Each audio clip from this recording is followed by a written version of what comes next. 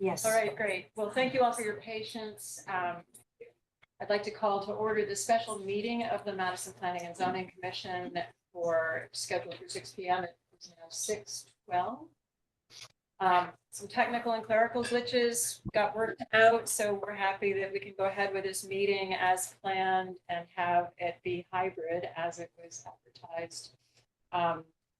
So tonight we have present on the commission Bob Reinhardt, Andy Rubin, myself, Carol Snow, Chair, Mike Bugda, and then you can see we have zooming in to join us Commissioner Janet Peckinpah, John Morgan, and Bob O'Connor, who's down in DC, I believe. Before we go further, I'd like to say that one of our commissioners has recused himself, so I want to read his recusal for the record. It's Commissioner John Duza, and he sent me a message to read. To the Planning and Zoning Commission, the owner of the building in Guilford where I lease office space is a co-owner of the LLC applying for the special exception permit. This indirect relationship does not preclude me from being impartial and fair in this matter, but in order to avoid the appearance of any conflict of interest, I will recuse myself from this meeting. Respectfully, John Duza. That's read to the record. Anyone else have any complications? Okay, I think we're good to go then. I thought I'd again give a quick recap. At our January 18th, 2024 regular meeting, I provided information and context on the voluminous records in this case as we perform due diligence in reviewing the substantial evidence to support our findings. Other commissioners added their insights to that summary. It should be noted, I think, that the appeal was made against both the Madison Planning and Zoning Commission and the applicant 856 Boston Post Road LLC. On January 30th, we received a request from attorney Marjorie Shansky, who represents 856 Boston Post Road LLC under the Freedom of Information Act, for asking for copies of our notes from that meeting, which we provided. The purpose of this evening's special meeting is for the Planning and Zoning Commission to reach decisions as per Judge Wilson's directions in her July 21st, 2023 memorandum of decision and in her November 24th, 2023 decision on the September 25th, 2023 motion for clarification filed by Attorney Geldman. I quote, "The commission should look to the evidence in the existing record regarding the impact of the proposed septic system on coastal resources to inform its decision in engaging in the single review process on whether to approve or deny both the special exception permit and the coastal site plan. The commission is directed only to consider the existing evidence in the record regarding the potential effects of the proposed septic system on the coastal resources, as they are required to do under the CAM Act as well as the Madison zoning regulations." So we've arrived. Please note that during this process, our attorneys advise the commission not to have ex parte communications. I would now like to open up the discussions then among our commissioners. There are further discussions since our last meeting. The commissioners have any further questions, input? Janet, John, and Bob online?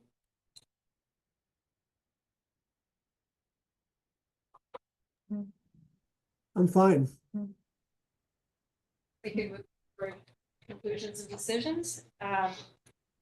Carol, I'm good. You're good? Okay, thank you. Thank you. Well, Yeah, I don't have anything new either. you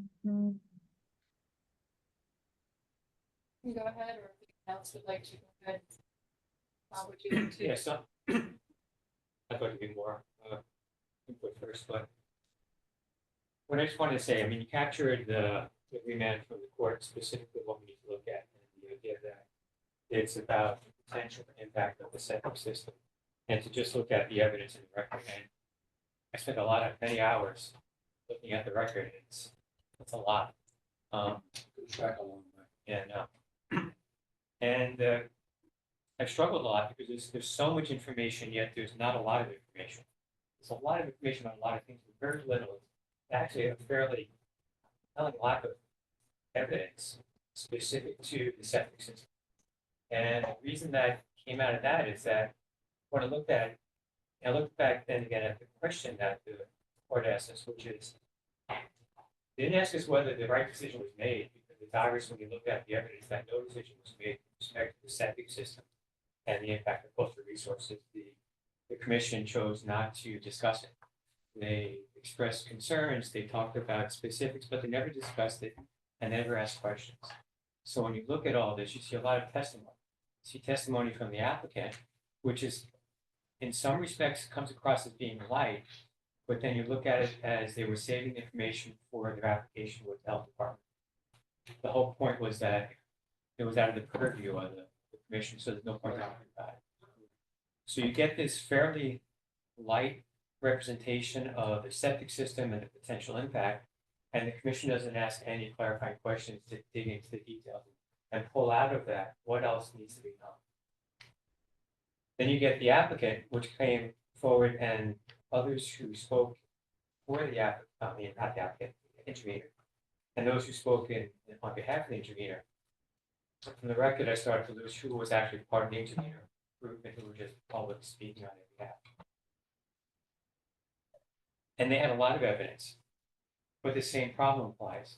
There were no questions. So while they had an abundance of evidence why the septic system could have an impact on the coastal resources, no one ever challenged them, especially challenged them with respect to the position that the applicant was taking. So we ended up in this conundrum, this void of a lot of information, very little challenge. And so I don't think there's anything there with respect to how there's no compelling evidence one way or the other. So I look at it this way, it kind of leaves us in this quandary where I just wrote it down so I wanted to get it right. We've been asked to make a decision based on evidence in the record, evidence called from testimony that was presented, but never debated, never challenged, and never elaborated upon. It's just what someone said. No one ever asked a question about it. And it was also compounded by the admissions given there throughout the entire process. Yeah, and no one ever Challenged that much. there is enough there that it could have been a very robust conversation. Right. And there was. And then I feel like we need to get this decision.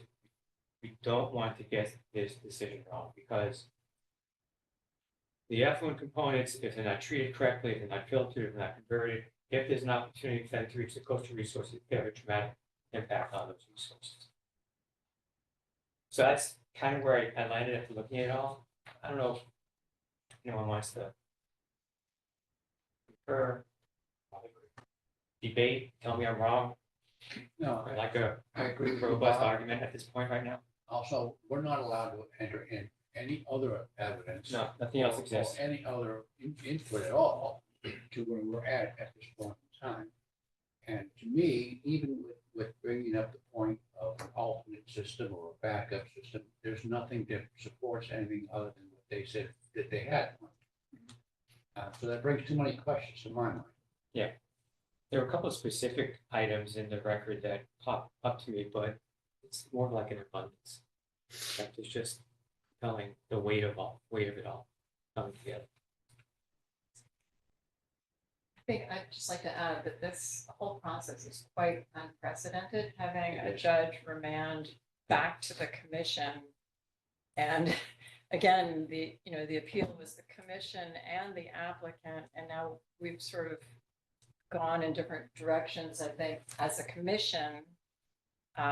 So it's a very complicated legal situation on top of it all.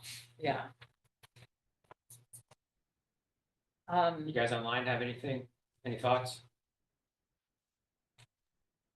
Well, I kind of, my feeling was, Bob, that what I felt was what was presented, and I'm, looking at all the evidence, looking at everything that they heard from the experts. And I feel like they didn't ask a lot of questions or question what they heard. And I feel like they threw it back on, well, that's not really in our purview. That should be, the sanitation. This should be the health department. And they threw it back that way. And they kept saying, well, we'll wait and see what the health department says. But we never saw any evidence. I mean, what did the health department say?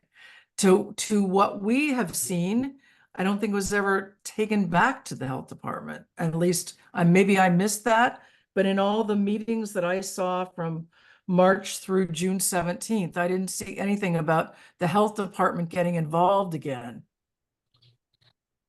And I can add to that too, that in the past, a condition was put upon the approval of special exceptions that stated quite clearly that it would be, it had to be approved by the health department, whether it's the state health department or the Madison health. Right.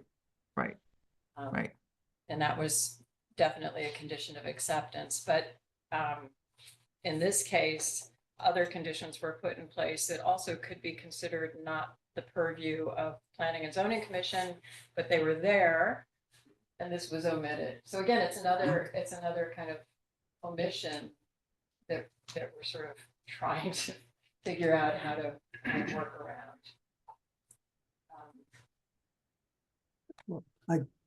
Yes, my 2 cents is in agreement with everything you've said.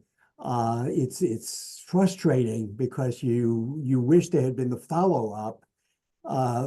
There was a lot of evidence presented that there is a risk that's not speculative. That is, it's not absurd. It's not one of these, well, if a giraffe would have dropped off of an airplane and landed on a trampoline, no. It's real potential problems. So I think the risk is real. Maybe we don't have enough to move ahead and say, yeah, sure, there's no problem here, because the issues raised are really far-fetched. They're not. That has to be resolved, and pretty simple. And the health department has to weigh in. Yeah, I'm not sure how we go about making a resolution on this.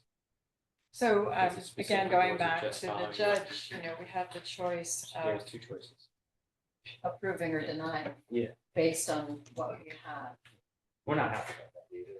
to go on, which is somewhat scant. Yeah.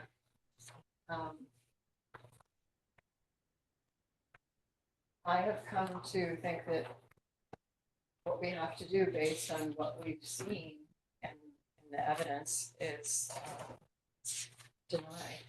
Should we come up with the wording of a resolution and pass that around and see if we can come up with that?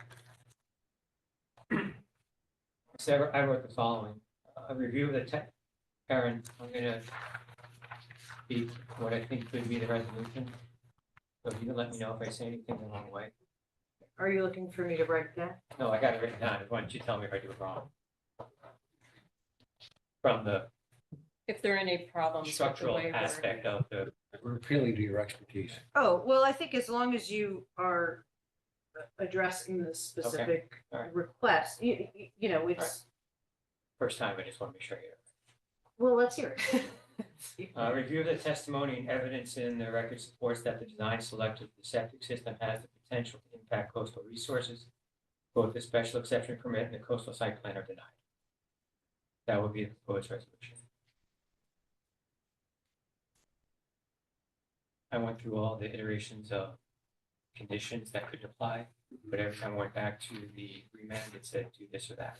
I Yeah. didn't see the room. I mean, we can support it with what we've found in the Sure. evidence. I didn't think we needed to put detail in there. It's binary. Our hands are tied. We only go one way or another. Don't have enough to say. There's still these things in question. It's pretty simple. It's unfortunate, but that's not a choice. We can't reopen it. And I will also vote. Okay, so that's the resolution. We have someone second it. By doing it back. So I just want to actually step in and say what the process as I understand it is, Aaron, and if you want to add anything to it, but we reach our findings, our decision as presented as a proposal for us to approve or, to agree on, to vote on. And then it goes, we give you what we have, Aaron, and then you pass it along to our attorney. Is that correct? Right, so who then land use council prepares it as a will- formal resolution response to Judge Wilson's remand. We would also I'd like to request that we see that before it goes to Judge remand to make sure that it's captured what we've said. And again, we can add to it with Okay. some of the supporting information if that's required, you know, if we need to support with substantial evidence. Well, that's my understanding of the remand is for the commission to look to the record for evidence that the commission considered the impacts of the septic system on coastal resources as it relates to the special exception and the coastal site plan application. Right. I didn't read that as the commission rehears and makes a decision on whether to approve or deny those. Okay. I think the judge is asking you to search the record and show whether or not this commission did that, and ultimately it's the judge's decision. No, that's not how I read it. Well, That's where- she's the decision maker of the appeal. This is not, Sorry, y'all can't. this is not for public, You can't talk. conversation. but ultimately the judge will, based on the information that the commission provides to her, will then make her decision on the appeal. It's not how I read it. And I skipped I went to, I've been reading the clarification because it's tighter. The Yep. request for clarification.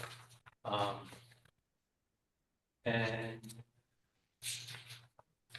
what I got was, there's two paragraphs. The commission should look to the evidence in the existing record regarding the impact of the proposed septic system on coastal resources to inform its decision in engaging in the single review process on whether to approve or deny both the special exception permit and the coastal site plan. Second paragraph.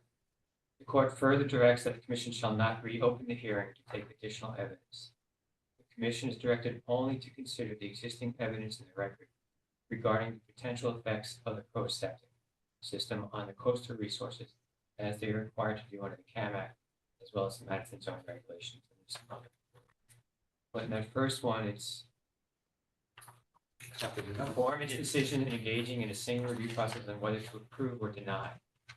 I thought at first that the remand that we're supposed to give a full-blown legal opinion on why we should decide one way or the other, but when it came back to this, it seemed clear, to me anyway. So is there a way for us to, but I'm not an attorney, I don't know. Well, you've already met with your attorney and through executive session. So I think based off of that, then, Just give them a warning. yeah. I agree with Aaron. I think we were directed to give specifics that we saw through the evidence that we've read through, that we've listened to, and then it's up to the judge to make that decision, not up to us. But the little bit I've read is that the judge is not going to make a decision on local land use. The judge is just going to say whether we did it the right way or the wrong way. Right. I mean, That's I've how I read read it. 2 chapters on it, but basically it says the judge allows you to make a decision for your local entity, and you're just gonna make sure you did the right way. So I don't think she's gonna say, yes, it's denied, because that's not in her purview. Her purview would be, you did it wrong. Now, if we say denied and we don't have any reason to say that, then she might come up with it. So I think maybe it's a combination. It's what you said. Yeah, and We I can can, come to a decision whether we approve or deny it. I can And then we have add to back some, that up. I can add some with the reasons why. supporting evidence that I think is substantial. We can see if we're all comfortable with that. It's basically 2 points for each of those applications. Okay. And we covered it at our last meeting. It's part of when I was sharing so much of the research I had done in putting it in context and trying to find substantial evidence and expert opinions on either side. So I gave that summary.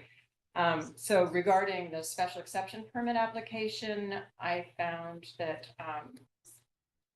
the Madison zoning regulations, section 3.12, special use regulations for small cluster developments, 3.12.I, the maximum number of attached units. No more than 2 units may be attached together. This limitation shall not apply to adaptive reuse of existing buildings, provided the floor area of any such building is expanded by not more than 15%. The application's proposed density exceeds the density allowed by one duplex unit, and such higher than allowed density impacts the effect of proposed septic system on the environment and the coastal resources. So there's the zoning regulations from 3.12 about special use for small cluster developments. Then under section 4.4, consideration in granting or denying special exceptions, it states all special exception permits may be granted subject to conditions and safeguards required to preserve public health, safety, convenience, welfare, and the property values of surrounding areas. I found that the interveners' professional consultants provided substantial evidence regarding specific deleterious effects of the proposed septic system on the environment, including the fenced creek tidal wetlands and possible alternatives for better septic systems. The applicant did not substantially demonstrate that the proposed septic system would not harm the adjacent coastal resources. Again, this is more lack of evidence. The commission did not require any conditions related to the proposed septic system and its conditions for approval. And in my notes, I have exhibit 196 of the court records transcript for June 3rd, 2021, page 66, pages 79 to 81, and page 169 is where that information can be found.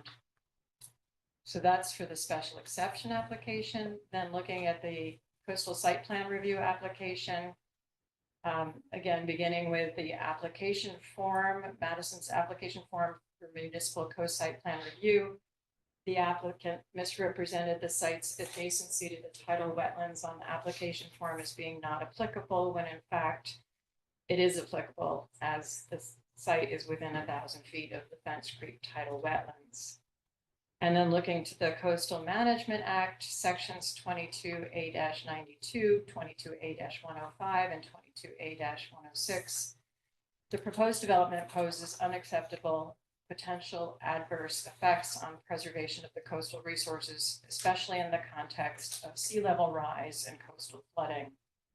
Substantial evidence was provided during the public hearings regarding specific and potential deleterious effects of the septic system on the environment, including the Fenced Creek tidal wetlands, provided by the environmental interveners professional consultants. In addition, substantially better options for septic systems to better protect the natural sea resources were apparently not acknowledged by the applicant or considered by the commission. And again, I refer to the same transcript, exhibit 196 for June 3rd, 2021, page 66, page 79 to 81, page 169. So that's something that we can provide. There, I don't know if anyone else has more to back up our decision, our findings. You captured all the ones that and point to the specific regulations and concerns, specific concerns about the modeling. And pick one, we talked about the rise in sea level that has potential impact. They're just understanding more about whether that's real or not. Whether there.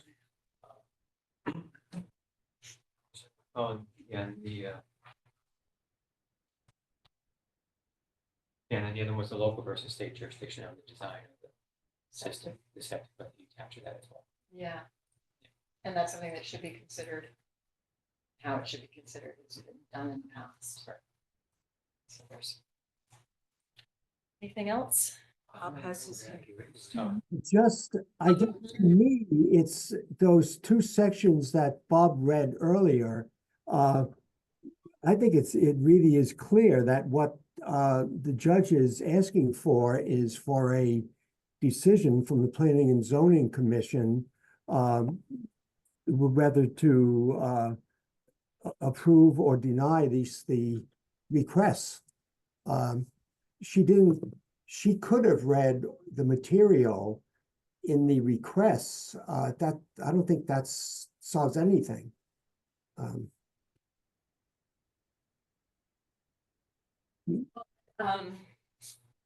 I think, Bob, your I agree with you both about this. And I do feel that we're lacking the legal advice that maybe we need at this point. But that's why we take our findings and send them to our attorney. And I think, Erin, at this point, we're ready to do that. You need to make a resolution. You know, read a resolution with a motion, and that resolution will go to the attorney, not to change, but to forward to the judge. Okay. So at this point, that's. Okay. That's how, it has to be the commission taking an action. You know, you can make a motion, Bob, I'm trying to think how to, incorporate everything. yeah.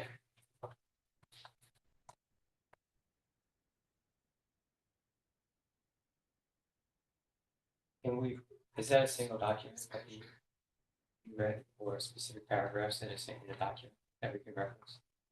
That I have. Right, so we don't have to read it all through again. Yes, I mean, I haven't submitted it to Erin because we haven't been allowed to have any kind of communications, but I've read that for the record, so it's on the record. And we can even, I think we could incorporate both what you proposed initially, Yeah. Bob, which is a simpler version, and then reference these Okay, as evidence. that's evidence. I would feel more comfortable, Carol, if we did that, if we put your, if we combined those and sent them back. Okay, Okay, do you want to read them again, or I think we can just refer to them? I think if we can refer to them, just to save everyone the pain. Well, just for our clerk, can you do it as a, combine them as a motion, so then we can have Read it the- in read one through 'em? statement for the resolution, yeah, so we can accurately. Sorry. Just this page. I think just that side. All right, we're having, here's our motion.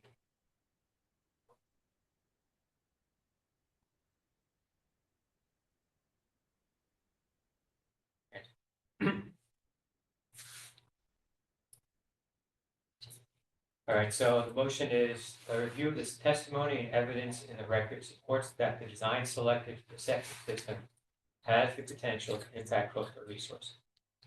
Specifically, 1, Madison zoning regulations, section 3.12, special use regulations for small cluster developments, 3.12.I, maximum number of attached units, page 21. Maximum number of attached units, no more than 2 units per may be attached together. This limitation shall not apply to adaptive reuse of existing buildings, providing the floor area of any such building is expanded by not more than 15%. The proposed density exceeds the density allowed by 1 duplex. Such higher than allowed density significantly impacts the effect of the proposed septic system on the environment and coastal resources. Number 2, Madison zoning regulations, section 4.4, considerations in granting or denying special exceptions. Page 23. All special exception permits may be granted subject to conditions and safeguards required to preserve public health, safety, convenience, welfare, and the property values of surrounding areas. The environmental interveners professional consultants provided substantial evidence regarding specific deleterious effects of the proposed septic system on the environment, including the Fence Creek tidal wetlands and possible alternatives for better septic systems. The applicant did not substantially demonstrate that the proposed septic system would not harm the adjacent coastal resources. The Commission did not require any conditions related to the proposed septic system in its conditions for approval. See Exhibit 196, transcript for June 3rd, 2021, page 66, page 79 to 80, page 169. First 2 apply to the special exception permit. The next 2 apply for the coastal site plan review. Number 1, Town of Madison application form, municipal coastal site plan review. The applicant misrepresented the site's adjacency to tidal wetlands on the application form as being not applicable, when in fact it is applicable as it is within 1,000 feet of the Fence Creek tidal wetlands. Number 2, Coastal Management Act, section 22A-92, 22A-105, 22A-106. Proposed development poses unacceptable potential adverse effects on preservation of the coastal resources, especially in the context of sea level rise and coastal flooding. Substantial evidence was provided during the public hearings regarding specific and potential deleterious effects of the septic system on the environment, including the Fence Creek tidal wetlands, provided by the environmental interveners professional consultants. In addition, substantially better options for septic systems to better protect the natural resources were apparently not acknowledged by the applicant or considered by the commission. See Exhibit 196, transcript for June 3rd, 2021, page 66, page 79 through 81, and page 169. Thank you. Then, so in the continued both this, so then based on that, both the special exception permit and the coastal site plan are denied. Do I have a second? Second. Mike Bogdan? All right. Any further discussion? Move to vote. All in favor? Looks unanimous. Commissioners we have here. Yeah. Yeah.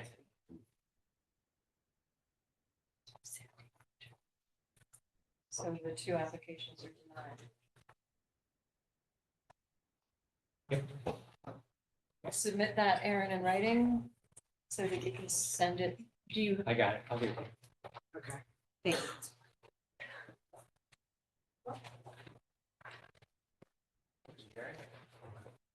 Good motion to adjourn. Gary, Second. Second. all in favor? Sorry, I did that last week. Thanks for coming, Bob. Thank you. Thank you for all the work, everybody. Thank you. Seriously. Good night.